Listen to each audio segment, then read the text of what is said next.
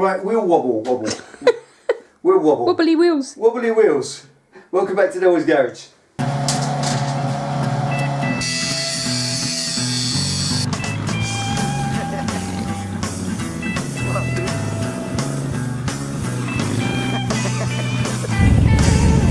Okay, what this is about is I've had several people email us on the comments pages and say they've got the front end wobbling about when they're going into corners, coming out of corners, and general vibration in the bars, and they're worried about wheel balancing. Is this out of balance? If they've got a damage, if they've got something wrong. So obviously once we've told these people, do all your alignments, do your rear wheel alignment, do your front alignment, which we've got videos on, they've done it and they've found they've still got a problem. So they've gone out to a garage or a dealer and they've paid to have a wheel balanced, and they've paid dearly as well. So today I want to show you very quickly, you can balance your own wheels. It's not difficult, very, very simple. All you need, a couple of axle stands, or even a couple of boxes, you know, a couple of boxes that are that kind of height. You need a metal bar or a tube, that's just a little bit of tube left over from an old project, and the wheel. Now obviously, if you are not competent to take the wheel out of your bike and put it back in again, then ignore this video, because you're not really competent to do this either. It's not difficult, it's not complex at all, it really isn't. It's just that you need to be able to take the wheel out of your bike and put it back in again. It's the balancing part that's the problem. Everybody seems to think that balancing a wheel must be done on a laser machine at the shop, which often they are, and it's a very expensive looking machine, usually painted red, operated by somebody who wears a race shirt and then makes lots of comments about the fact that only he knows how to do it. Fact is, it's not. It's a piece of cake. So put the piece of tube in through the wheel, okay, like that. So the wheel spins on its own on the bench. Ain't hard, is it? How difficult can it be, Pam? How hard can it be? How hard can it be? Even she could do this. Right, so once you've got it spinning, this wheel happens to be perfectly balanced. There's a few things to check. If you've got some issues with the front end, if you've got a spoked wheel, especially if you've got a spoked wheel, you need to check that the spokes themselves are in good order. And the simplest way to do it is just hold a little screwdriver, just against the spokes, and just spin the wheel round. All you're listening for is the same note on every spoke, so none of them sound different. Yeah. All right. All that is listening that each and every spoke has got the same tension on it. Obviously, it's a metal wire, and as it tangs, they all make more or less the same sound. If one of them goes dank, then it's obviously snapped or broken or got an issue. So make sure your spokes are healthy first. The second thing is to check run out. Run out isn't what Penny does when she gets my credit card. It's what happens when the wheel itself is buckled. So if you come in close, Pen, just to check for run out, come to somewhere like a solid point like this. Hold a screwdriver blade just against the edge. If you've got a painted wheel, obviously use a pencil or something that's not going to scratch it. Duh. So get it so it's just touching, then spin the wheel. And what you're looking for is for that to scrape and come away. Now it is, look, there's a little bit of run out on that, not much.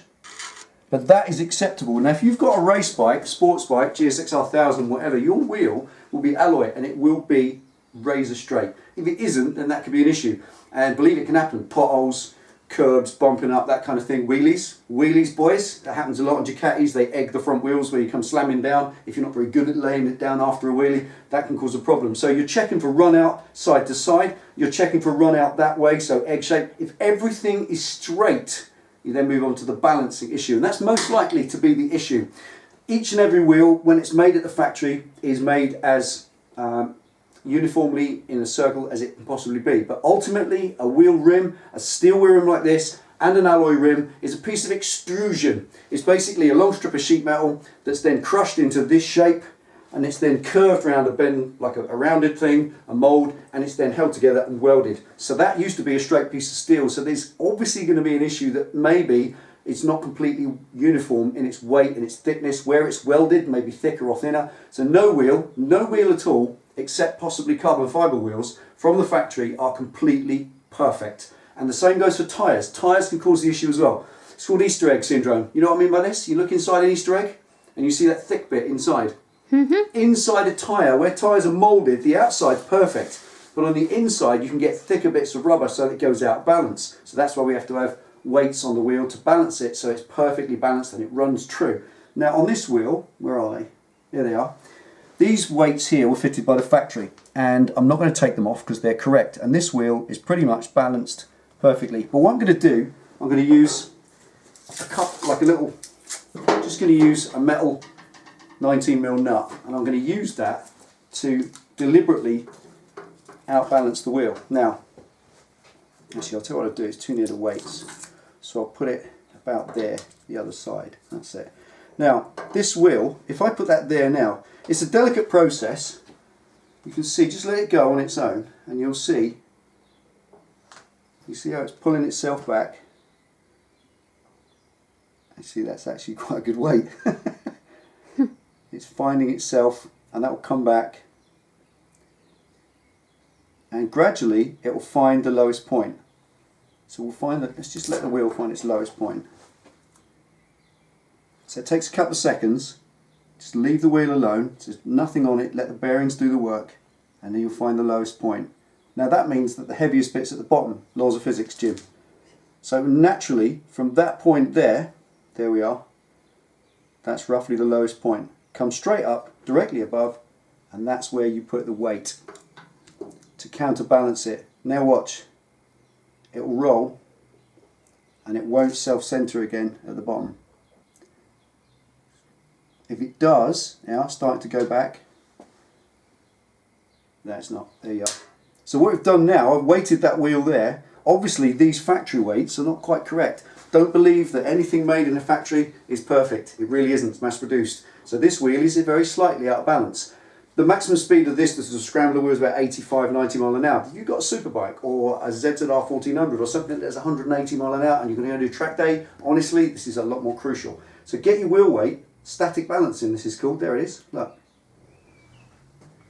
That's coming back down. That's just still got a little tiny bias to the bottom, so you just put a little bit more weight. Now, these weights here, you can purchase these on eBay. They're lead, they cut 5 grams at a time, and then you just snip them off with a pair of pliers, whatever weight you need, and they're sticky backed. So obviously use your common sense. What you do, you go on eBay, you buy a bunch of them, you don't pull the sticky back off quite yet, you get them with some masking tape, you stick them where you think they need to be, obviously weight at the bottom, counterbalance at the top, and you divide whatever weight you need into 2 and you go either side of the rim. So you've got, as this has here, they've got either side of the rim equally so that you don't have a bias to one side. And then you stick them on this part of the rim. Once you're sure where they go and you've double, treble tested it, clean this off with some acetone, some nail varnish remover, some penny stuff, whatever you got. Get that grease and everything off there and stick them on that. Also, make sure they go on this flat part of the rim here. Because if they go on the side there or in between the spokes, that's not a flat surface, it's side on, so effectively the centrifugal force is going to pull the weights off and you'll shed them and be back to day one. So obviously put them on the flat part, stick them on, and then double test it again. And when that wheel is perfect, put it back in the bike. Ain't odd, is it? So that is static balancing. More crucial on the front wheel, but still do it on the back. And you should do it after every single time you have a new tyre fitted, because no 2 tyres are the same in reciprocal weight. They just aren't, and you'll see the balance guys do it. Obviously those machines you'll see now, a lot of tyre shops, they use this now. They have a little special frame that's red, that's got little locks each side, looks very fancy, couple of axle stands and a bit of steel tube. That's all you need to do, and you can balance your own wheels. And usually a lot of pennies. A lot of pennies, I think they are about 75 quid. I've seen them advertised for. Static wheel balancing frame. 2 axle stands, bit of tubing, piece of cake, innit? Use what you have and all the rest of it. And there we are. If that helps you, I'm glad it does. If you need anything else like this, drop us a question. I had to do it this way because in this particular instance, people are asking this all the time. When you've finished, do it with the disc on as well, by the way, because that's all part of the general balancing. Make sure when you put the wheel back in the bike, you do it all correctly, torque everything up, make sure it's safe, and take it for a little test ride. Okay, hope that helps. Anything else, Ben? That's it, thank you. Take easy, ride safe. See you next time. No more wobble. No more wobble. Wobblicus gonicus.